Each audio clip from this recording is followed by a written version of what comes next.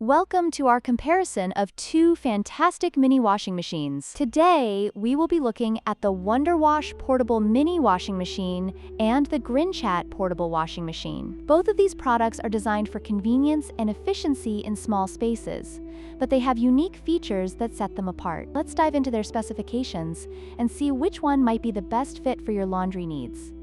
The WonderWash operates manually, requiring you to use a hand crank to wash your clothes, making it an eco-friendly choice. In contrast, the GrinChat is electric and semi-automatic, allowing for a more effortless washing experience. This difference in operation can significantly impact your laundry routine, especially if you prefer convenience over manual effort. When it comes to capacity, the WonderWash can handle up to 5 pounds of laundry, which is suitable for small loads and delicates. On the other hand, the GrinChat boasts a larger capacity of 15 liters, making it ideal for washing more items at once, such as baby clothes or underwear. This makes the GrinChat a better option for those who need to do laundry more frequently.